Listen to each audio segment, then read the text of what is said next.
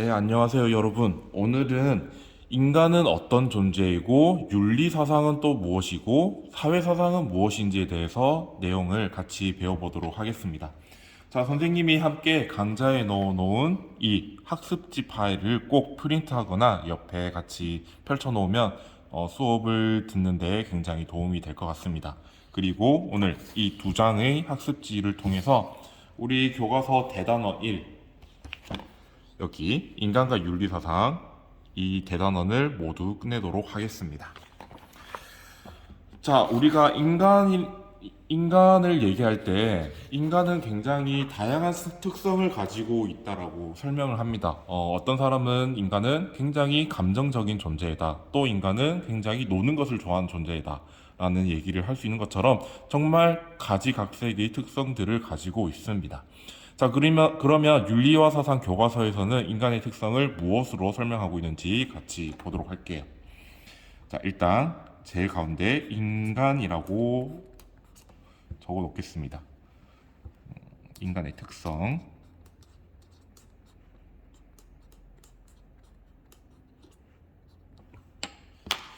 자, 여러분들 인간의 특성을 하면 가장 먼저 떠오르는 게 여러분들 평소 생활 모습을 봅시다. 선생님도 마찬가지고 우리 인간이란 존재는 일단 기본적으로 노는 것을 굉장히 좋아합니다. 그쵸? 여러분들 공부를 해야 되는데 노는 거, 핸드폰 보고 유튜브 보는 거를 굉장히 좋아하고 선생님도 일을 해야 되는데 뭔가 귀찮고 놀고 싶어 하죠. 그런 특성들을 뭐라고 얘기하냐? 유희적 존재라고 부르게 됩니다. 그래서 인간은 유희적 존재이다 라고 얘기할 수 있겠네요. 자, 또 인간, 여러분들은 한 가정의 딸, 선생님은 경기여자고등학교의 교사, 그리고 서울 시민, 여러분과 선생님은 서울 시민으로 속하고 있고, 또 선생님도 선생님의 가족들이 있죠. 가족이라는 공동체, 서울이라는 공동체. 좀 더 크게 얘기하면 대한민국이라는 공동체 속에서 살아가고 있는 존재입니다. 자, 이런 인간의 특성을 우리는 사회적 존재라고 얘기를 합니다. 여러분들 학교에서 친구와 관계를 맺고 선생님들과 관계를 맺죠. 자, 그리고 학교 밖을 떠나서 학원을 가거나 또는 다른 외부 활동할 때 그 또 다른 친구들, 또 다른 선생님들, 다른 어른들 또는 언니나 오빠들과 사회적인 관계를 맺게 되죠. 그런 식으로 인간은 혼자서 살아가는 것이 아니라 어떤 사회 집단 내에서 살아가게 된다라는 특징을 얘기할 때 사회적 존재라고 얘기하게 됩니다. 자, 또 문화적 존재라고 얘기를 해요.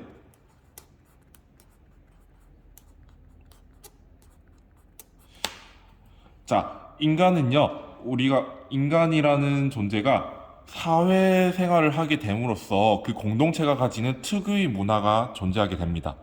예를 들어서 아주 예전에는 잉카 문명 속에서는 잉카 문화, 또 대한민국에서는 대한민국의 그 시대 상황에 맞는 그 문화들이 존재했었고, 요즘에는 세대별로 문화가 다르다라고 얘기하죠. 뭐 N세대의 문화, Z세대의 문화 식으로 이제 사회적 관계를 맺고 있는 사람들끼리 공유하고 있는 어떤 특징이 있습니다. 그런 것들을 통칭해서 우리는 문화라고 부르는 것이고, 그런 고유한 문화를 만들어 가면서 살아가는 존재로서 인간을 문화적 존재라고 보고 있습니다.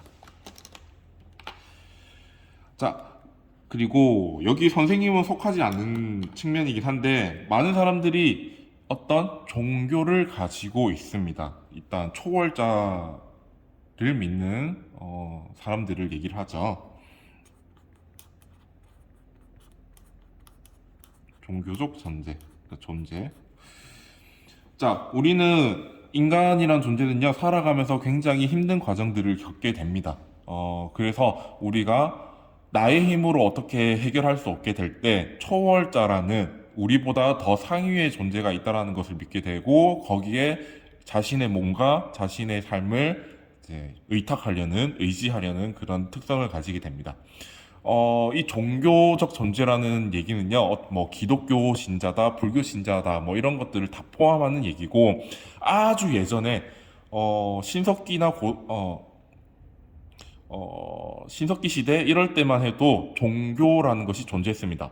여러분, 토테미즘, 그런 것들 얘기 들어봤죠. 어떤 나무를 신성시해서 거기에 제사를 지내고 기원을 하는, 또는 어떤 특정 동물들을 신성시해서 그 동물들을 숭상하고 신적인 존재로 모시는 것처럼, 그런 것들처럼 굉장히 종교라는 것은 오래 지속되어 왔다. 예전부터 있어 왔다라는 것을 얘기할 수 있겠습니다. 자, 여기 이제 두 가지 선생님을 얘기할 건데요. 이게 왜 부러지지? 힘을 너무 많이 줬나 봐요. 자, 이게 선생님은 좀 중요하다라고 생각을 하는데, 이성적 존재를 먼저 얘기를 할게요. 여러분, 이성적이다 했을 때 우리가 이성이라는 표현을 여러분들이 중학교 때 또는 초등학교 때부터 많이 쓰여왔던 단어일 거고 많이 들어왔던 단어일 겁니다. 근데 이성이 뭘까? 이성이 뭔지는 잘 모르겠는데 뭔가 합리적인 것 같고 그런 뉘앙스가 들죠. 자, 선생님은 이 이성적 존재할 때 이성을 논리적으로 사고할 수 있는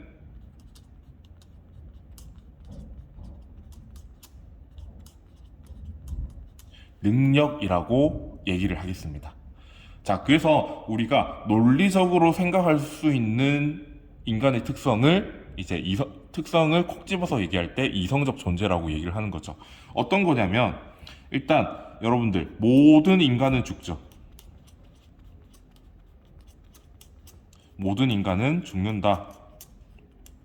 자, 그런데 지금 수업을 하고 있는 장준혁이라는 선생님은 인간이다. 자, 여기까지는 모두 사실에 대해서만 얘기를 했습니다. 자, 모든 인간은 죽는다. 이거는 우리가 경험적으로 다 증명이 되어 왔던 거죠. 자, 그리고 장준혁이라는 인간은 증명을 어떻게 할 수 있을까? 아무튼 우리는 장준혁이라는 존재는 인간이라는 것을 우리는 알고 있죠. 자, 그래서 이 두 가지의 명제를 통해서 논리적 사고를 하는 겁니다. 그래서 결론이 뭐냐? 장준혁은 죽는다 라는 것을 우리는 알게 되는 거죠. 어떤 능력을 통해서? 논리적으로 사고할 수 있는 능력을 통해서 알 수 있다. 아, 선생님, 장준혁이라는 사람은 죽지 않아요 하는 거는 논리적 사고에서 어긋나는 거죠. 자, 이렇게 우리가 어떤 사물이나 현상에 대해서 이성을 활용해서 논리적인 사고를 할 수 있다라는 특징을 얘기할 때 인간은 이성적 존재다라는 얘기를 하게 되는 겁니다. 자, 이 이성적 존재와 연관돼서 나오는 게 있는데, 우리 윤리와 사상 과목이잖아요. 윤리적 존재라는 특징을 가지게 됩니다. 중요하겠죠. 자, 그러면 선생님, 우리가 지금 윤리라는 수업을 듣고 있긴 하지만 선생님, 전 아직 윤리가 무엇인지 잘 모르겠어요. 윤리란 동양에서 얘기하는 것과 서양에서 얘기하는 것을 요즘에는 통칭해서 얘기하는 거거든요. 그래서 인간이라면 마땅히 지켜야 할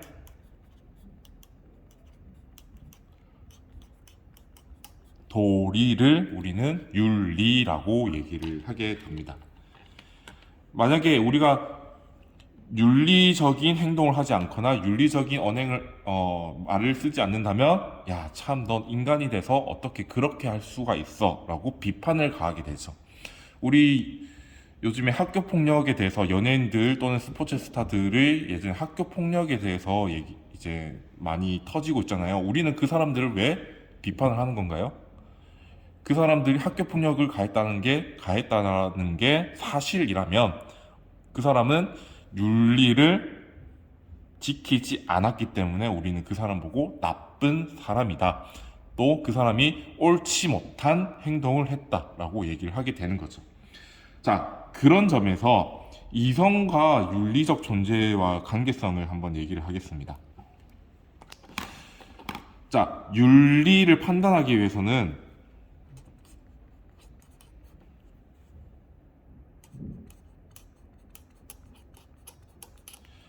이것이 윤리적인가 윤리적이 아닌 것인가 판단하기 위해서는 반드시 이성이 필요하기 때문입니다.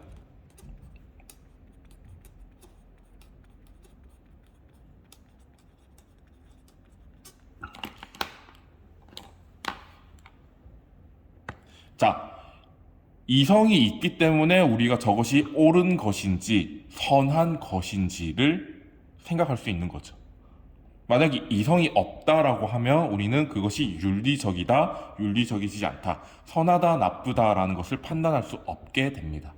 그렇기 때문에 이성적 존재와 윤리적 존재는 관련성이 있다. 다만 윤리라는 것은요, 사실을 판단하는 것이 아니라 우리가 어떤 가치를 가지고 판단을 하는 겁니다. 예를 들어서 어떤 사람이 나의 권리를 침해했다 라는 것에 대해서 선하다, 나쁘다라고 판단을 내는 것이 윤리적 판단인 겁니다. 그렇기 때문에 관련성이 있지만 동일한 것은 아니다라는 것을 여러분들이 좀 알고 있으면 좋을 것 같아요. 그래서 이렇게 인간의 특성에 대해서 얘기를 했습니다.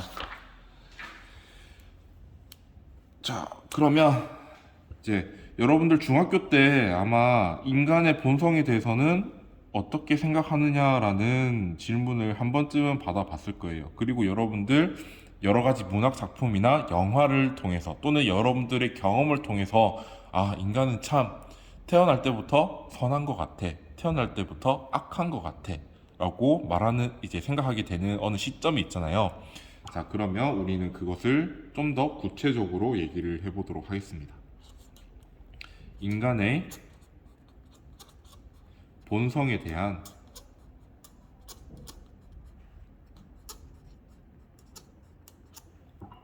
관점.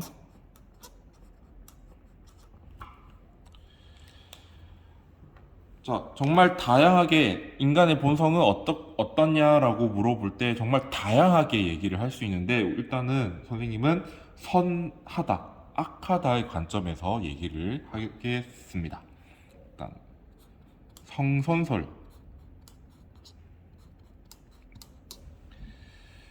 자, 성선설이라는 입장이 있는데요. 이것은 무슨 얘기냐? 인간의 본성은 원래 선하다. 태어날 때부터 인간은 선하게 태어난다. 인간의 본성은 선천적으로 또는 본래적으로 선하다 라고 생각하는 입장을 우리는 성선설적 입장이라고 얘기를 합니다. 그러면 여기서 의문점. 인간의 본성이 처음부터 선하다면 우리는 왜 악한 행동을 하게 되나요? 라고 질문을 할 수 있겠죠. 그래서 이 성선설의 입장에서는 이렇게 얘기를 하게 됩니다. 악한 행동은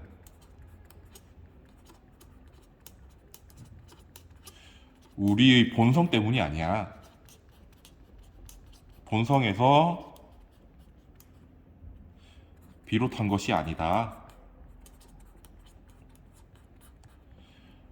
우리는 인간이란 존재는 육체가 있는데 이 육체가 있기 때문에 우리는 욕구, 욕심, 욕망이라는 것을 가지게 되고 이것을 통제하지 못하게 될 때 악한 행동을 하게 된다.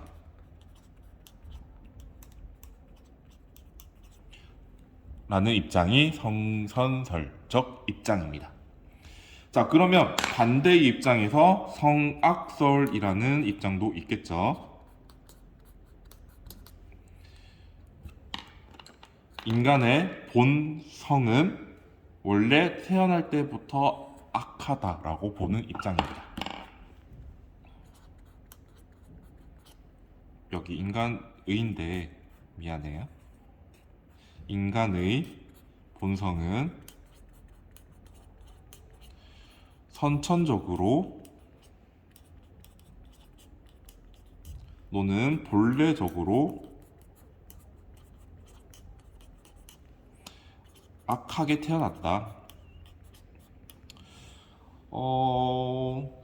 우리가 일상생활에서 보면 좀 그런 이 성악설이 지지받는 측면이 좀 많죠. 아무래도 왠지 그냥 내버려 두면 자기 욕심을 채우기 위해서 다른 사람들에게 피해를 주는 그런 모습들도 보이고 그런 것처럼 실, 그래서 여러분들이 실제로 생활하다 보면은 이 성악설의 입장을 지지하게 되는 친구들이 굉장히 많습니다. 그래서 선생님은 그 부분에 대해서 좀 안타깝다. 이 시대가 또는 이 세태가 굉장히 안타깝다라는 생각을 하고 되는데, 그래도 살다 보면은 이제, 그래도 참 좋은 사람이 있구나라는 것을 알게 되는 경우도 있습니다. 자, 아무튼 성악설은 이런 입장인데, 그러면 반대로 또 이런 비판을 받게, 이제 의문을 갖게 되죠. 살다 보면 정말 착한 사람들, 착한 행동을 하는 사람들도 존재하는데, 그거는 어떻게 설명할 수 있느냐? 자, 성악설의 입장에서는 이렇게 얘기를 합니다. 선한 행동은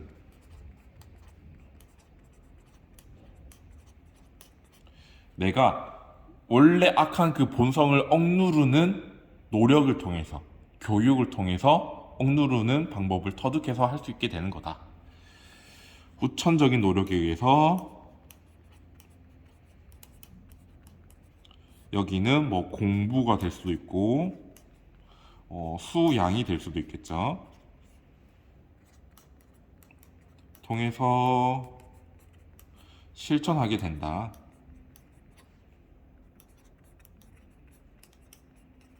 라고 생각하는 입장입니다.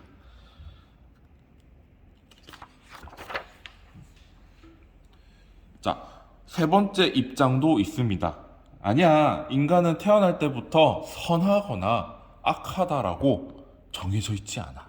라고 생각하는 입장이 있어요. 자, 여러분, 여기에 하얗게 백지가 있죠. 자, 우리가 여기에 무엇을 그리느냐에 따라서 이 A4 용지는 굉장히 예쁜 A4 용지가 될 수가 있고, 또 선생님이 그냥 아무렇게 낙서하면 굉장히 지저분하고 보기 싫은 A4 용지가 될 수도 있죠. 그런 얘기를 하는 입장이 있습니다. 우리는 그 입장을 성, 무, 선, 악, 설이라는 입장으로 부르게 됩니다. 인간의 본성은 선이나 악이 없어 라고 하는 입장인 거죠.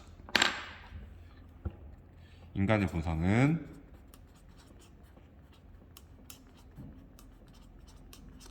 선천적으로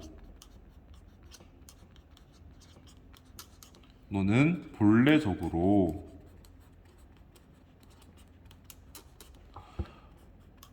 선이나 악으로 정해져 있지 않다 라고 보는 입장입니다. 자, 그래서 이 입장에서는 뭐라고 얘기하냐면요, 우리가 악한 행동이든 선한 행동이든 그 사람이 태어난 이후에 어떤 환경에서 무엇을 보고 듣고 교육받았느냐에 따라서 다르게 된다. 정말 좋은 행동을 하게끔, 이제 좋은 행동을 지지하고 좋은 행동을 권장하는 환경에서 자란 사람은 선한 행동을 하게 되는 것이고, 악한 행동을 하게끔 지지받고 악한 행동을 더 손쉽게 볼 수 있는 환경에서 자란 사람은 악한 행동을 하게 된다라는 얘기인 거죠. 우리 미국에 아직도 지금 21세기에도 할렘가라는 슬럼가라는 그런 곳이 있습니다. 자, 그런 곳에서 태어나서 자란 아이들은 굉장히 비도덕적인 행동을 할 가능성이 높게 되겠죠. 왜? 주변에서 워낙 비도덕적인, 비윤리적인 행동을 손쉽게 실천하고 그것을 볼 수 있는 환경이 조성되어 있으니까. 그래서 여기서는 후천적인 경험 또는 노력에 의해서 선이나 악한 행동을 하게 된다 라고 설명하고 있습니다. 자, 그래서 우리 인간의 본성을 바라보는 여러 가지 관점을 대표해서 세 가지를 꼽자면 성선설, 성악설, 성무선악설이라는 세 가지 입장을 크게 얘기를 하게 됩니다. 이렇게 해서 인간에 대해서 우리가 어떻게 바라볼 수 있느냐에 대해서 얘기를 했습니다. 자, 그러면 여러분들 혹시 교과서의 목차, 차례를 본 친구들은 알게 되겠지만요. 처음에는 동양 윤리 사상, 그 다음에 서양 윤리 사상이 나옵니다. 자, 윤리와 사상이기 때문에 윤리 사상을 배우는 것은 당연한 거라고 생각이 들죠. 자, 그런데 맨 뒷파트를 보면요, 사회 사상이 나옵니다. 뭐 선생님은 정치 사상이라고도 얘기를 하긴 하지만 윤리와 사상인데 왜 사회 사상까지 배우게 되나요? 라고 물어보는 친구들이 종종 있습니다. 자, 여러분, 우리 인간은요, 아까 인간은 어떤 특징을 가지고 있다고 얘기했죠? 어떤 사회 집단을 구성해서 살아가게 된다라고 얘기를 했잖아요.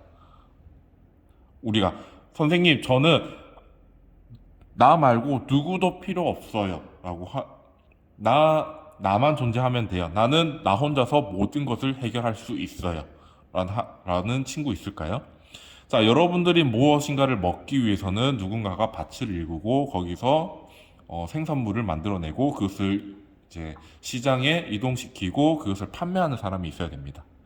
또 여러분들이 입고 있는 옷, 여러분들이 생활하는 집, 이런 것들도 여러분들 스스로 뭐 할 수야 있긴 하지만 여러분들이 생활하면서 필요한 모든 것들을 해결하는 데는 역부족일 겁니다. 여러분들의 힘은.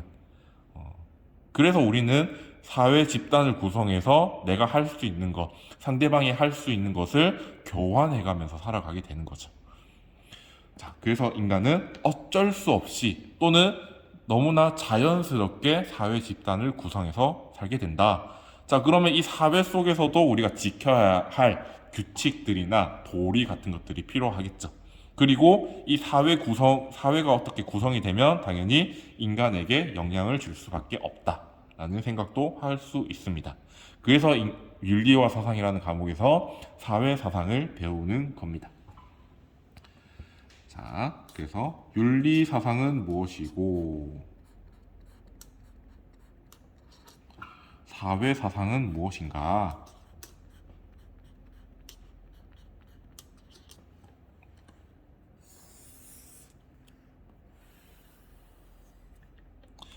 자, 일단 우리가 사상이라는 얘기도 굉장히 많이 들었습니다. 뭐 과목 이름도 윤리와 사상이라는 것이기도 하고, 뭐 어렵게 생각하지 맙시다. 우리는 그냥 쉽게 생각을 합시다. 체계적인 생각.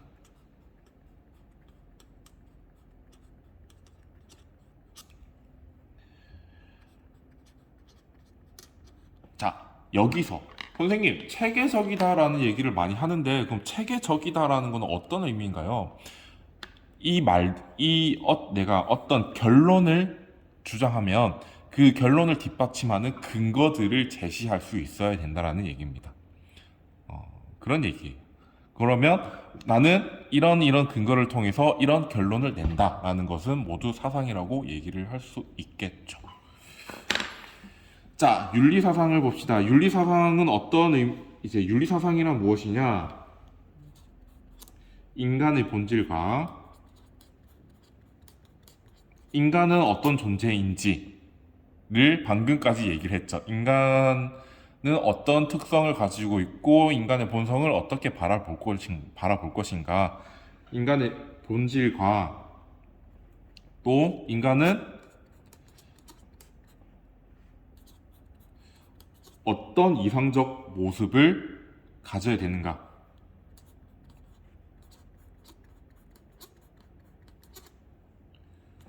또 이런 이상적 인간이 되기 위해서는 어떤 어떤 행동을 해야 되는가 들을 얘기해 주는 것을 모두 우리는 윤리사상이라고 얘기할 수 있습니다.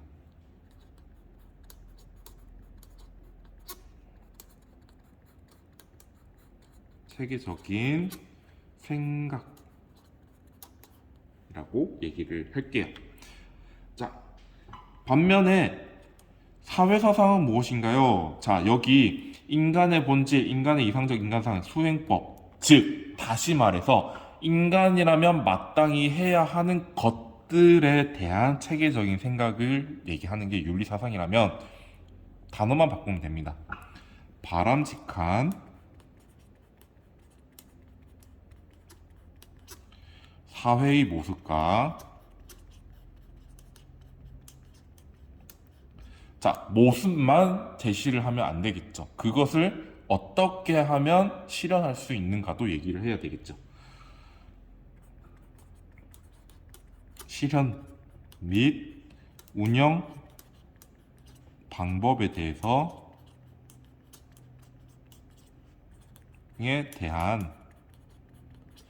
체계적인 생각을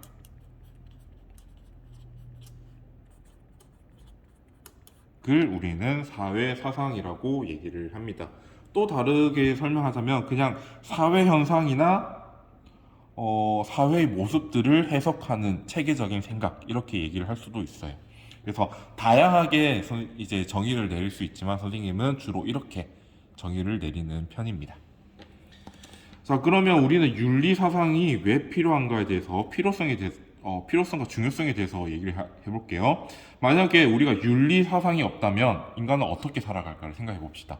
자, 인간의 본질에 대해서도 알지 못해. 인간이 어떤 삶을 살아야 되는지도 알지 못해. 인간이라면 마땅히 지켜야 할 것들에 대해서 모른다면 우리는 인간다운 삶을 살지 못하게 되겠죠.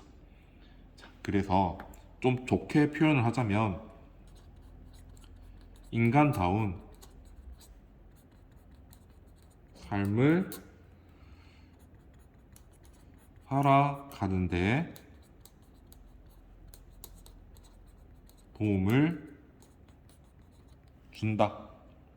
내가 어떤 사람이 되어야 될 것인지, 그런 사람이 되기 위해서는 어떻게 해야 되는지에 대해서 알려주는 것이 윤리사상이잖아요. 자, 사회사상은 그러면 왜 중요한가요? 이 사회사상은요, 지금 이 사회가 무엇이 잘못됐는지 비판하게 해줍니다. 현 사회의 문제점,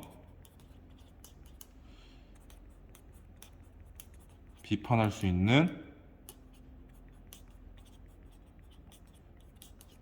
근거를 제시해준다. 우리가 나아가야 할 사회의 모습은 이런데 이것과 비교해서 우리 현실 세계는, 현실 사회는 이런 점이 너무 잘못됐어. 예를 들어서 모두가 행복하게 살아야 되는데 지금 현대 사회에는 특정 부류만 행복하게 살고 있어. 그럼 잘못된 거잖아. 바꿔야지. 라고 근거를 제시할 수 있게 되는 거죠. 만약에 이런 근거를 제시할 수 없다면은 우리는 바람직한 사회를 지금 현대 사회의 문제점을 비판할 수 없게 되고 더 좋은 사회로 나아갈 수 없게 되겠죠. 그래서 굉장히 중요한 중요성을 가지고 있다라고 얘기를 할 수 있겠습니다. 자, 차이점은 이겁니다. 윤리사상은요, 바람직한 인간의 모습에 대해서 얘기를 하는 겁니다. 인간은 어떤 존재이고 바람직한 인간은 어떤 존재야. 인간에 대해서 얘기를 한다면 사회사상은요, 바람직한 사회는 어떤 사회야 라고 얘기를 하는 거죠. 그래서 윤리사상은 인간에 대해서, 사회사상은 사회에 대해서 설명을 한다, 탐구를 한다 라고 얘기를 할 수 있겠습니다. 자, 그래도 공통점이 있습니다. 이 윤리사상과 사회사상은 모두 인간의 행복을 실현하고자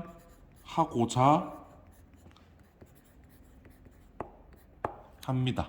왜 우리가 바람직한 사회, 이제 여기 윤리사상에서는 이 말이 이해가 되죠. 자, 그러면 사회사상의 입장에서 봅시다. 우리는 왜 바람직한 사회를 구성을 해야 되나요? 당연히 인간이 행복한 삶을 살기 위해서 바람직한 사회를 구성하려는 것이겠죠. 그래서 궁극적으로는 윤리사상이든 사회사상이든 모두 인간의 행복을 목적으로 삼고 있다라는 공통점이 있습니다. 자, 이렇게 윤리사상과 사회사상의 얘기가 끝났고요. 여러분들 지금 보고 있는 학습지 두 번째 페이지 보면 이 윤리사상과 사회사상의 역할이 있습니다. 한번 같이 얘기를 해보도록 합시다. 번호를 몇 번을 매겨야 될까요? 앞에 이거를 3번으로 합시다. 3번. 자, 그러면 4번? 4번으로 하기도 좀 애매한데 그냥 여기 윤리사상과 사회사상의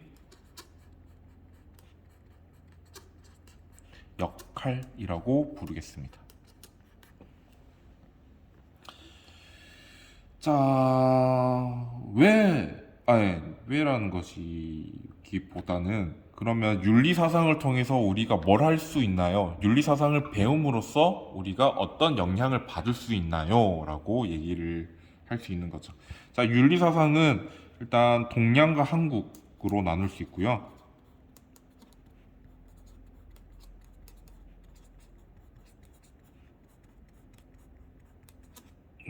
한국이 동양 안에 포함이 되긴 하지만 그래도 좀 특징을 잡아서 얘기를 하자면 그렇고, 또 서양 윤리사상을 얘기할 수 있습니다. 자, 그리고 사회사상에 대해서 얘기를 할게요. 각각 어떤 역할을 하는지 얘기를 하겠습니다.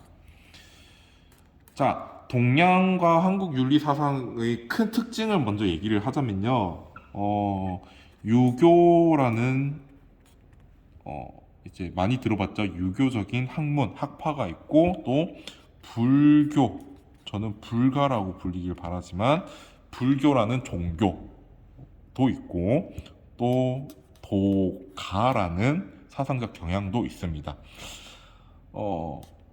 동양과 한국에서는 주로 이 유교, 불교, 도가, 유불도 이 세 가지 학문, 사상적 경향이 있는데, 이 세 가지 사상적 경향들이 가지고 있는 공통점이 있습니다. 조화를 굉장히 중시합니다. 조화. 자, 일단 크게 보면 인간과 자연, 서양의 입장에서 보면요, 인간과 자연은 굉장히 다른 것이고, 인간이 자연보다 우월하다라는 생각을 가지고 있습니다. 그래서 서양 사상가들 대다수는요, 인간이 자연을 파괴함으로써 인간의 삶이 더 높아지면은 그건 좋은 거야 라고 생각을 해요. 자, 그런데 동양과 한국에서는 그렇지 않아요. 인간과 자연은 함께 어우러져서 살아가는 것이기 때문에 인간이 함부로 침해하거나 파괴해서는 안 된다라고 생각을 해요. 자, 그런 입장에서 인간과 자연의 조화를 얘기하고, 또 인간과 인간 사이에서도 조화를 이루어야 된다라고 얘기합니다. 심지어 어떤 입장까지 얘기를 하냐면, 여러분과 선생님의 입장이 다를 수 있고 여러분과 선생님의 관점이 다를 수 있잖아요.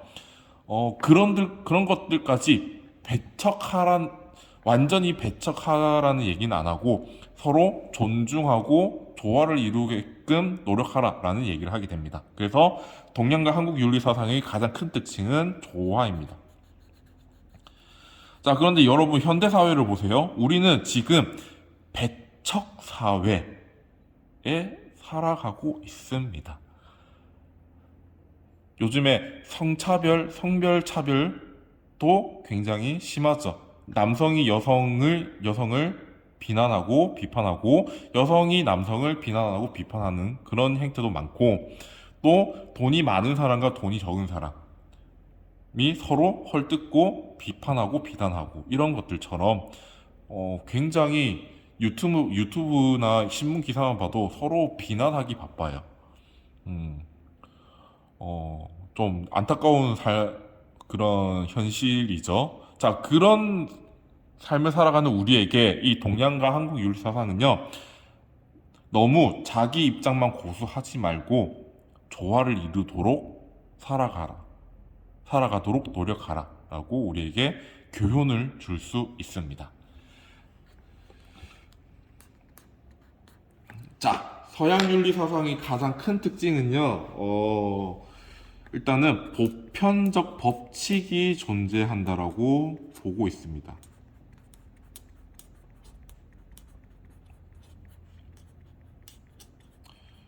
사실 정말 정말 구체적으로 얘기하면 이 동양에서도 보편적 법칙이라는 게 존재한다는 것을 인정을 해요. 자, 그런데 서양 윤리 사상에서는 이것을 굉장히 논리적으로 얘기를 하고 가장 탁 드러나는 특징이기 때문에 주로 이렇게 설명을 하게 됩니다. 그래서 이런 법칙이 존재하고 보편적 가치가 존재한다라고 생각을 해요. 자, 여러분, 우리 현대사회에서는요, 인권이라는 가치가 굉장히 중요하게 생각이 되고 있습니다. 자, 그런데 동양과 한국 윤리사상에서는요, 과거에는 인권이라는, 권리라는 그런 개념은 존재하지 않았습니다. 물론 그와 유사한 어떤, 개념은 있긴 하지만, 현대사회에서 부르는 권리 개념은 존재하지 않아요. 서양에서 가져온 겁니다. 자, 인간이라면 마땅히 가지고 있는 권리, 인권이라는 보편적 가치가 존재하고 우리는 그것을 보호해야 된다, 또 발전시켜야 된다라는 얘기를 하게 되는 거죠. 그래서 서양 윤리 사상은 이런 보편적 가치가 존재한다라는 것을 얘기하고 있고 우리에게는 그런 보편적 가치를 추구하도록 얘기를 하고 있게 되는 거죠. 사회사상. 사회사상은 앞에 했던 얘기와 마찬가지로 지금 우리 현대사회의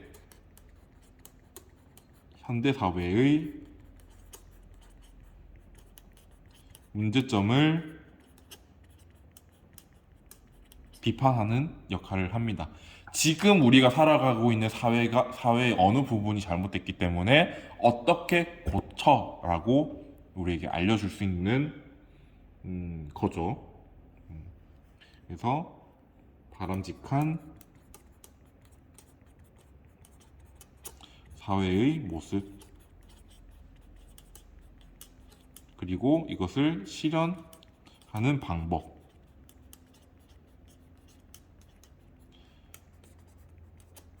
알려준다 라는 역할을 수행하고 있습니다. 그렇기 때문에 우리 윤리와 사상에서는 이런 여러 가지 사상을 배우게 됨으로써 좀 더 나은 인간다운 모습을 가지고자 노력할 수 있게 되는 거고 그것을 실천하게 되는 거죠.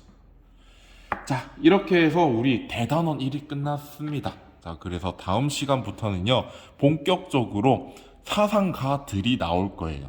이제 여러분들이 많이 들어봤던 공자라는 인물부터 시작을 하게 될 텐데, 최대한 이제 어떤 이제 어떤 사람이었고 또 어떤 얘기를 하고 싶어 했는지 선생님이 잘 준비해서 여러분들에게 수업을 할 테니까 여러분들은 교과서를 한번 읽어봤으면 좋겠어요. 그래야만 여러분들이 이해하기가 좀 더 쉬울 것 같거든요. 매 이제 수업을 진행할 때마다 한번 읽어보는 습관을 좀 들였으면 좋겠습니다. 자, 아무튼 지금까지 인간은 어떤 존재이고 윤리사상은 무엇이고 사회사상은 무엇인지에 대해서 얘기를 했습니다. 오늘 하루 고생 많았고요. 다음 시간에 보도록 하겠습니다. 안녕. 끝.